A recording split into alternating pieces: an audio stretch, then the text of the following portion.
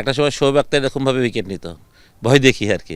তার মানে নাহিদ সেভাবে ভয় দেখিয়ে উইকেট নিয়েছে। পাকিস্তান পেস বোলারদের আতুর ঘর, অথচ নাহিদের এক্সপ্রেস গতিতে নাভিশ্বাস উঠেছে সাহিবজাদা, রিজওয়ানের মতো ব্যাটারদের। জাতীয় দলের সাবেক অধিনায়ক খালেদ মাহমুদ সুজনের কাছে নাহিদ রানার দুর্দান্ত পারফরমেন্স অবশ্য অপ্রত্যাশিত নয়।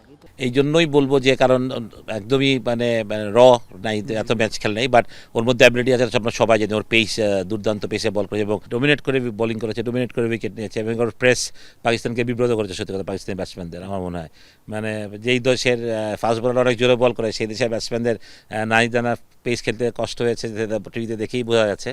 সিরিজের প্রথম ওয়ানডেতে নাহিদের ক্যারিশমেটিক স্পেলের পরও আলাদাভাবে নজর কেড়েছেন তানজিদ তামিম। টি-20 ওপেনার হিসেবে দলের প্রথম পছন্দ জুনিয়র তামিম। এখন ওয়ানডেতেও নাম্বার 1 চয়েস হবার দৌড়ে আছেন। তবে সুজন মনে করেন সিনিয়র তামিমের সাথে তুলনায় আসতে হলে জুনিয়র তামিমকে লম্বা ক্যারিয়ার গড়তে হবে।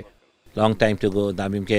ছোট তামিমকে প্রমাণ করতে হবে অনেক কিছু, অনেক লম্বা সময়কে। তামিম যেমন আমাদের সিনিয়র তামিম যেমন লম্বা ক্যারিয়ার করেই না বিশ্বে, মানে আমাদের দেশে 1 নম্বর ওপেনিং ব্যাটসম্যান ছিলেন, এত বছর ধরে খেলেছেন।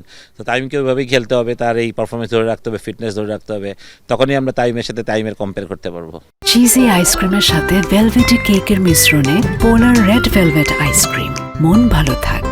সবশেষ 10 সিরিজের 8টিতেই হেরেছে বাংলাদেশ, কিন্তু লম্বা সময় পর খেলতে নামলেও এমন দুর্দান্ত জয়কে গোল্ডেন অপরচুনিটি মনে করছেন খালেদ মাহমুদ সুজন। আর দীর্ঘদিন পরে দলে আসা আফিফ কিংবা মিরাজরা মিডল অর্ডারের চাহিদা পূরণ করবেন সে বিষয়ে আত্মবিশ্বাসী সাবেক এই ক্রিকেটার।